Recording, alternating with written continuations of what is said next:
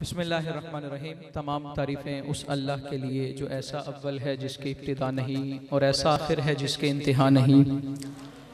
दुरूद व सलाम के गजरे निछावर हों सस्ती पर जो वजह तख्लीक़ कायनात हैं, और आपकी वसातत से आपकी जमी आल और जमी असहाब पे। सामने मोहतरम, ये तो हमारा अक़ीदा है ना कि महबूब की महफिल को महबूब सजाते हैं, आते हैं वही जिनको सरकार बुलाते हैं। डॉक्टर साहिब जो नक़ाबत के फ़राइज़ सर अंजाम दे रहे हैं, फ़र्जंदाने सहाफ़त यहाँ मौजूद हैं, डॉक्टर सईद साहब मौजूद हैं, निज़ामी साहिब मौजूद हैं, और जितने अहबाब यहाँ आए, उलमा पिराने किराम तशरीफ़ लाए, उलमा आए, खुतबा तशरीफ़ लाए, और इस इलाके की जानी पहचानी इल्मी शख्सियत निहायत मोहतरम मोहतशम अभी आप समात कर रहे थे, अल्लामा मुदस्सिर इक़बाल सईदी साहिब ज़ीदा शरफ़ुहु व मजदुहु। और आज की इस महफिल की जान सनदुल मुदर्रिसीन ज़ुब्दतुल वाइज़ीन हमारे मुरब्बी मोहसिन मुशफ़िक़ हबीबी करीमी तबीबी, मेरी मुराद जनाब जामिउल माक़ूल वल मनक़ूल हज़रत अल्लामा मौलाना अब्दुल गफ़्फ़ार नक्शबंदी जंडियालवी साहिब ज़ीदा शरफ़ुहु व मजदुहु। और इदारे के सरपरस्त यहाँ मौजूद हैं, राना मोहम्मद हनीफ़ साहिब, मियाँ मोहम्मद नवाज़ साहिब, मियाँ मोहम्मद अब्बास साहिब, मियाँ यासीन साहिब, और दीगर जितने अहबाब यहाँ आए हैं। यकीनन इनका आना मेरे बरादर हज़रत अल्लामा मौलाना सदरुल मुदर्रिस मुफ्ती हाफिज़ मोहम्मद इमरान नईमी क़ादरी साहिब से मोहब्बत का मुँह बोलता सबूत है कि हम सब आपकी मोहब्बत में आए हैं। और दुआ ये है कि अल्लाह इस मोहब्बत को सलामत रखे। तो मैं अपनी बात का आगाज़ इस जुमले से करूँगा कि जो मुहिब होता है ना, वो कभी शिकवा नहीं करता। जो शिकवा करे वो मुहिब नहीं हो सकता, जो शिकवा करे वो मुहिब नहीं हो सकता। ये मोहब्बत है ना। ये प्रोग्राम जो है ये करमा वाले जो पीर हैं उनका उर्स भी है, नबी पाक सल्लल्लाहु अलैहि वसल्लम की आमद का जश्न भी है, और इदारे का जलसा दस्तारे फजीलत भी है। इतने मुहिब्बीन आए हैं, किसी ने शिकवा किया क्या कि गल हुई प्रोग्राम एक थे मौजू तीन, नहीं किया ना शिकवा। इसका मतलब है कि मुहिब जो है वो शिकवा नहीं करता। दलील अर्ज करता हूँ, हजरत बिलाल हबशी रजी अल्लाह ताला अन्हु पे जब कोड़े बरसाए जाते थे ना, तो एक काफिर आया, शैतान का वार था, और आकर कहता है क्या बिलाल तुम सारा दिन अहद और अहमद पुकारते हो और इतनी मोहब्बत करते हो कि नंगे बदन तपते सहराओं पे लेटते हो, इतनी मोहब्बत करते हो कि नंगे बदन, जज़ाकल्लाह, इतनी मोहब्बत करते हैं ए बिलाल, तुम जिनसे इतनी मोहब्बत करते हो कि उनके नाम पे, इधर तवज्जो मेरी तरफ रखे, मैंने भी कहा मुहिब शिकवा नहीं करता, तो ये शिकवा हो जाएगा, तवज्जो इधर रखें। हजरत बिलाल रजी अल्लाह ताला अन्हु उसने कहा, बिलाल तुम जिनके नाम पे कोड़े खाते हो, सारा सारा दिन तपते सहराओं पे नंगे बदन लेटे रहते हो, इतनी मोहब्बत तुम करते हो, अगर उन्हें भी मोहब्बत हो तो वो तुम्हें छुड़ा ना ले। कितना बड़ा शैतान का वार, कितना बड़ा शैतान का वार कि अगर वो भी मोहब्बत करें तो वो तुम्हें छुड़ा ना ले। हजरत बिलाल ने जवाब पता क्या दिया? कहा कल के अंधे मैं मुहिब हूं और वो महबूब। मुहिब का काम नहीं कि महबूबों को आजमाए जाके, मुहिब का काम नहीं कि वो महबूब को आजमाए, ये महबूब की शान है कि वो मुहिब को आजमाता है। और आपने मिसाल पता क्या दी? आपने मिसाल ये दी, आपने कहा बाजार से मटका खरीदने जाते हो तो क्या करते हो? उसे 100 मरतबा ठोकते हो कि कहीं तिड़का तो नहीं। कहा बिलाल को चेक किया जा रहा है, कहीं हटता तो नहीं। तुम बिलाल पे तरस खाते हो, देखना तपते सहराओं पे लेटने वाला बिलाल होगा, सारे सरदार नीचे होंगे, काबे की छत पे खड़ा होगा, यही बिलाल होगा जो मोहब्बत में शिकवा तो नहीं करता, लेकिन आका कह रहे होंगे बिलाल क्या अमल करते हो, बैठता तो मदीने की चटाई पे हो, लेकिन तुम्हारे कदमों की आहट मुझे जन्नत में सुनाई दे रही है। क्यों मिल रहा है मर्तबा? शिकवा नहीं किया। क्या नहीं किया? शिकवा नहीं किया। वो जो कहते हैं ना कि चुप रह संते मोती मिलसन, सब्र करें ता हीरे, पागला वांगू रोला पावे ना मोती ना। हजरत बिशर हाफी रहमतुल्लाह ताला अलैह, चूंकि उर्स भी है तो मेरी कोशिश है कि मैं औलिया इकराम के हवाले से कुछ बातें अर्ज करूं। हजरत बिशर हाफी बहुत बड़े बुजुर्ग गुजरे। सैयदुना इमाम अहमद बिन हंबल, इमाम अहमद बिन हंबल वो हैं जिन्होंने रब को 500 मरतबा देखा। रब का जलवा आलम रोया में कितना जी? 500 मरतबा उन्होंने रब को देखा। कितनी मरतबा? 500 मरतबा। और हमारा हाल क्या? बाबा बुल्ले शाह ने कहा ना कि रब रब कर दे बुढ़े हुए मुल्ला पंडित सारे, लेकिन रब नहीं मिल रहा। रब ते तेरे अंदर वसदा विच कुरान इशारे। बुल्ले शाह रब ओनू मिलसी जड़ा नफ्स अपने नू मारे। अल खैर हजरत अहमद बिन हंबल को 500 मरतबा रब का दीदार हो चुका था। तो अब करते क्या थे? रातों को उठ के ना तन्हाई में हजरत बिशर हाफी के पीछे भागते थे कि खिदमत का मौका मिले, हजरत बिशर हाफी की खिदमत का मौका मिले।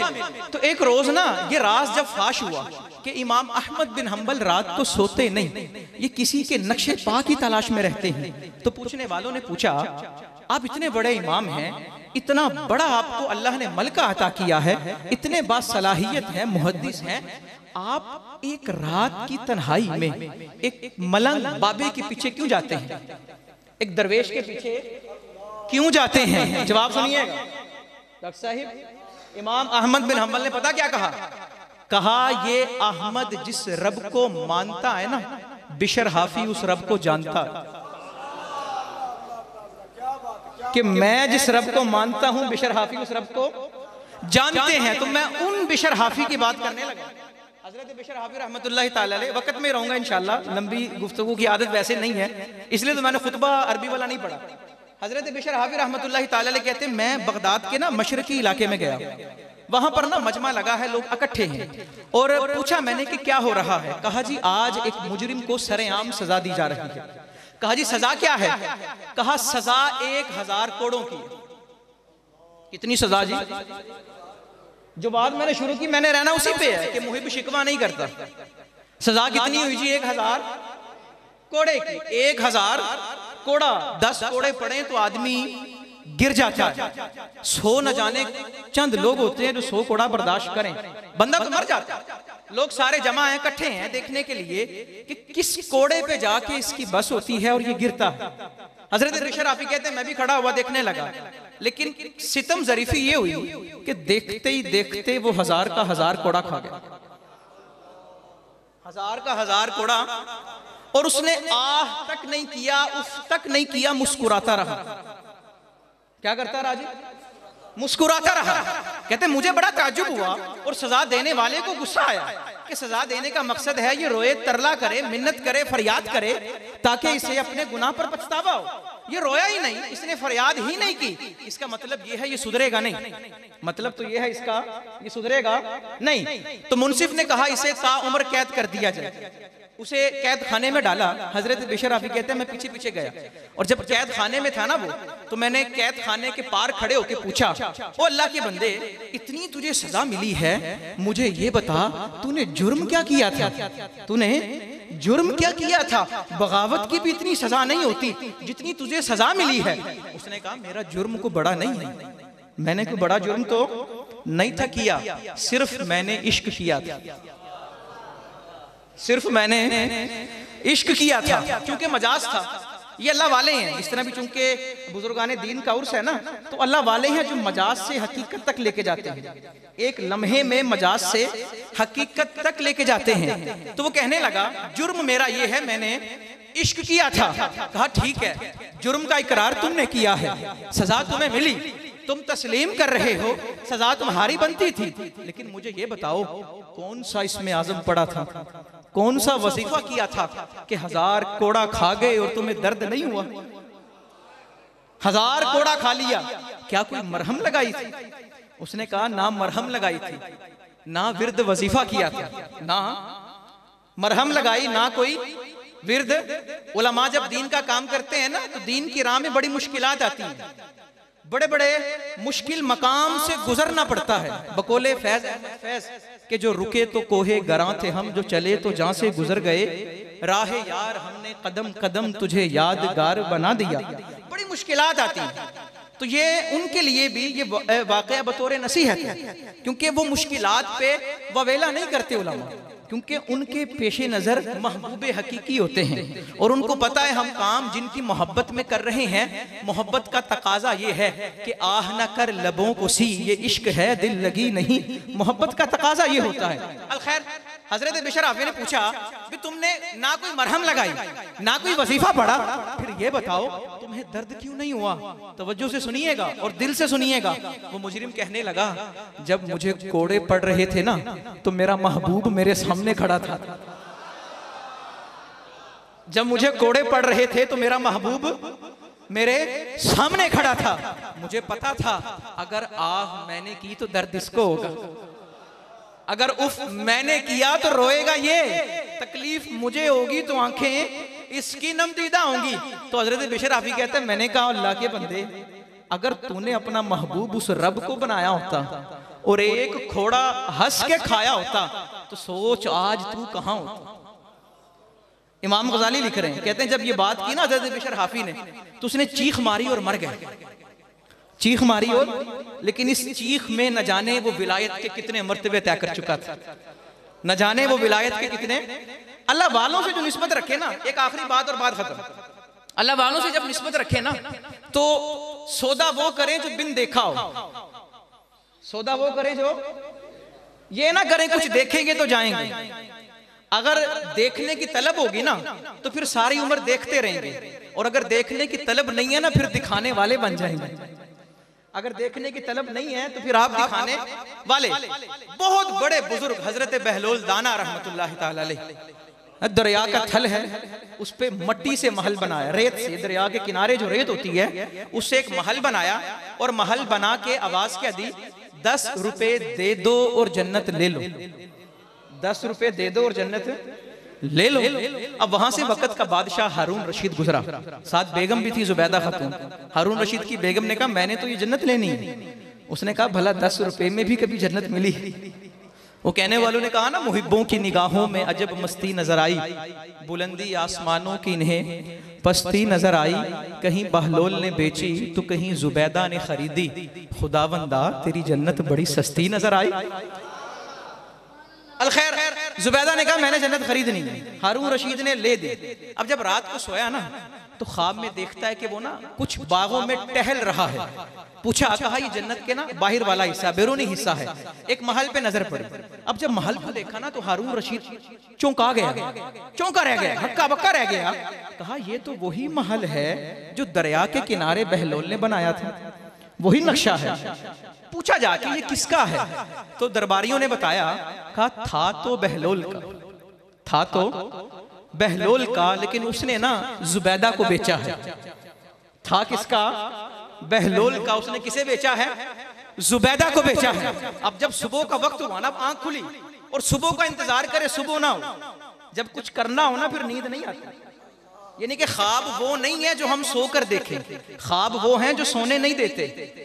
अब नींद नहीं आ रही। अब जब सुबह की पो फूटी वो दौड़ा और जाकर ढूंढा बहलोल को और कहने लगा बाबा जी ये 10 रुपए लें और मुझे भी जन्नत दें। तो आपने कहा 10 रुपए की तो तब थी ना जब देखी नहीं थी, 10 की तो तब थी जब देखी नहीं थी। अब तुम देख के आए हो, अब तो 10 लाख की भी मैं नहीं दूंगा।